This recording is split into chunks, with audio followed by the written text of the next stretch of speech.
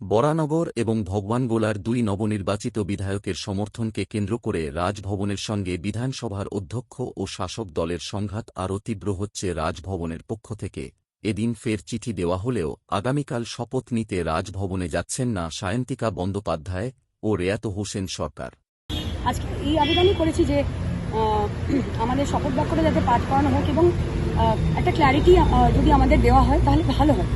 যে আমরা তো ওনার কাছে যে চিঠিটা গতকালকে আবেদন করেছিলাম যে যদি আমাদের অনারেবল স্পিকারকে উনি অথরিটিটা দেন, এটা এই কারণেই আমরা বলেছিলাম কারণ তার আগের চিঠিটা ফার্স্ট চিঠিটাতে অনারেবল গভর্নর এই কথা বলেছিলেন যে উনি যাকে অ্যাপয়েন্ট করবেন বা অথরাইজ করবেন তিনি আমাদের শপথ বাক্য পাঠ করাবেন রাজভবনে। কিন্তু যদি এটা উনি করাতেন শপথ বাক্য পাঠ তাহলে হয়তো।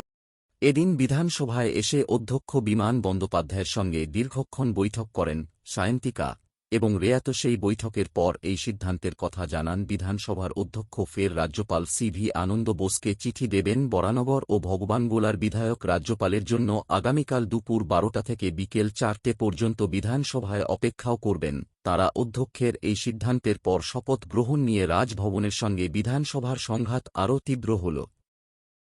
যারা আমাদের বিধায়ক রয়েছে তারা রাজ্যপালকে চিঠি দিয়ে তাদেরকে অনুরোধ করেছেন যেন বিধানসভায় এসে রাজ্যপাল তাদের শপথ বাক্য পাঠ করান এবং সেই মর্মে তারা আজকে চিঠি পাঠিয়েছেন এবং রাজ্যপাল জানেন তিনি কী করবেন। আমার মনে হয় রাজ্যপালের বিধানসভায় এসে তাদের শপথ বাক্য পাঠ করানো সেটা সঠিক কাজ হবে, এটাই ওনার উচিত। যদি জিতে তাহলে সেক্ষেত্রে কী করা হয়েছে? পরবর্তী ক্ষেত্রে ওরা চিন্তাভাবনা করবেন। যেহেতু বিধানসভার আমি অধ্যক্ষ হিসেবে আমারও একটা চিন্তাভাবনা আছে, আমি দেখি ওরা কি পদক্ষেপ গ্রহণ করে সেই অনুযায়ী আমি পদক্ষেপ গ্রহণ করব। এটা খুব দুর্ভাগ্যজনক ব্যাপার হচ্ছে। লোকসভাতে আমরা দেখছি কি সুন্দরভাবে হয়ে গেল শপথ গ্রহণ। আমাদের এখানে দুজন মিড টার্ম পোলে যারা জিতে এসেছেন তাদের শপথ গ্রহণকে কেন্দ্র করে কেন এত বিতর্ক তৈরি হচ্ছে এটা আমার জানা নেই।